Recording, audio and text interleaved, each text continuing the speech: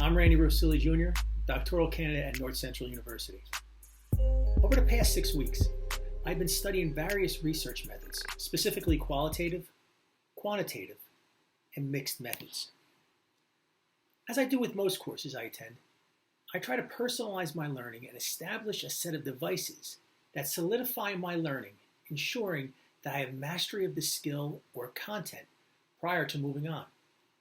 Several weeks ago, I produced a video that discussed in detail these methods. I will put a link to that below if you want to review it again in my notes. While I was a bit more detailed for that presentation, this presentation is about the application of research methods and a proposal for work to follow that will employ them. I was able to take these research methods and break them down to, in my mind, their simplest terms. Quantitative, besides being the method used when tabulating statistics, in my field of study, it is the how people feel about something. To what degree do they feel a certain way, and/or their finite opinions? How they feel might be as simple as liking or not liking something, or in more advanced collections, a degree of liking or not liking something. Coincidentally, qualitative research explains why people feel a certain way.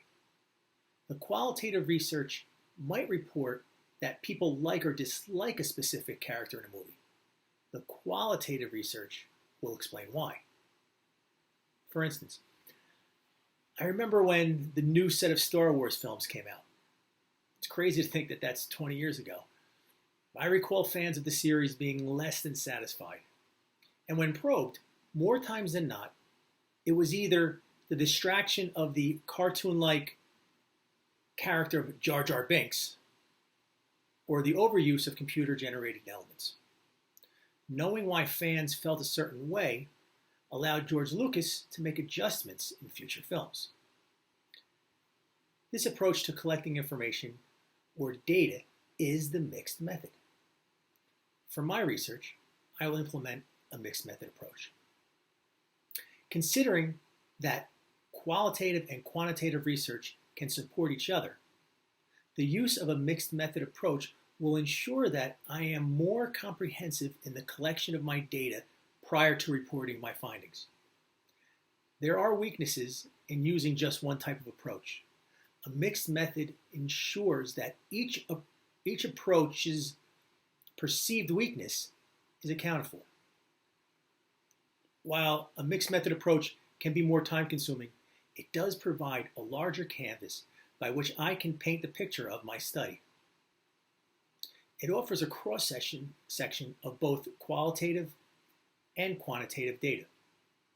While the two sets of data are not redundant, they can act as validators for each other. The pure numbers of a quantitative study are provable through math. That's how it's validated. The trends that are gleaned from the numbers can confirm reliability of the more subjective qualitative data. Additionally, if there are too many inconsistencies between the qualitative and quantitative findings, then a red flag is raised, and we go back and check for an issue that may have risen during the data collection or initial tabulation. Basically, the two methods provide cursory checks and balances beyond the traditional checks you would use if you only had one method. My study is going to explore the concept of developing in-house professional development opportunities for teachers who work with students with autism. I'm about to begin a new chapter in my professional career. As July 1, I will be assuming the role of principal at a premier school for students aged 3 to 21 with autism. While going through the multiple interviews it takes to be offered such a position, I had probed to see where my interviewers thought I might be able to make an impact right away.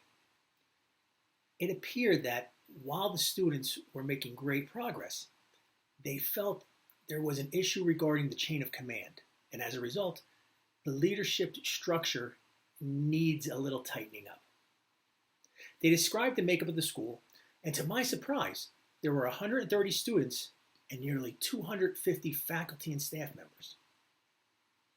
The problem became very clear, and the genesis of the systemic problem stemmed from classroom management. They have novice special education teachers running classrooms that consist of 9 students with personal instructional aides, as well as speech therapists, occupational therapists, and in some rooms, behaviorists and learning consultants. That means the teacher is managing a class with 9 students and up to 13 adults, some of whom have higher degrees and certifications, and many of whom have been in their positions for many years. Novice teachers who are just applying their craft are also responsible for supervising adults. The supervision of a staff of 13 is sometimes challenging to young supervisors with their master's degree and certifications in supervision, never mind a novice teacher who is still learning her craft as a teacher. I diagnosed this problem fairly quickly, which I believe led to my eventual hire. I told them that the problem was a power vacuum created as a result of nobody truly taking charge. Consequently, everyone thought they were in charge, at least of themselves, which has led to a disjointed chain of command. My remedy for the diagnosis, besides their bringing in a new leader, was job-specific professional development that would start in September and take place regularly throughout the year. Our school schedule is such that Friday afternoon, the students are released earlier, leaving approximately an hour and 45 minutes for professional development each week. The capturing of this time to address chain of command will be the backbone of my research. I've decided instead of coming in like an outsider and prescribing what I think they need, I will ease myself in and study how the organization thinks and works. My data collection will also serve as a guidance for the organization in the best use of this time. I'll be collecting both qualitative and quantitative data before, during, and at the end of the study to see what kind of impact the training has on the perceived problem. My 2 models, both of which I plan to employ, will be an administrative, specific, qualitative collection of data. I'll be interviewing them before, during, and at the end.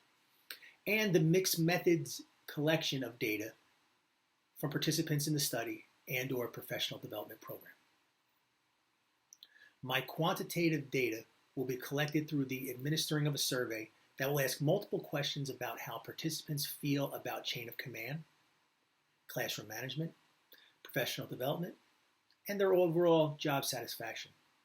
As part of the survey, I will be including open-ended questions to afford me the ability to collect some qualitative data, to provide me with the why behind the how they are feeling. As a result of the survey, I will be developing a professional development course of studies that will not only meet the prescriptive items that I believe are necessary, I will also be incorporating some of the biases, feelings, and opinions I have gleaned from their survey. This will personalize the training and ensure that both perceived and unrecognized by them needs are being met. Additionally, I'll be conducting pre- and post interviews with the administration to decipher whether or not they thought the initial professional development was effective and how we can make it better.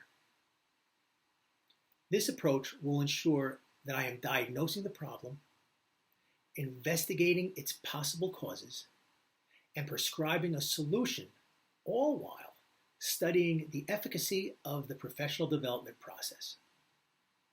After the study has ended, I will take my data and assess it for the sake of this study, as well as the development of new professional development activities that will continue to evolve throughout my tenure as principal. I thank you for watching and for considering what I think is a unique study and a task that is very important to the further development of my new school.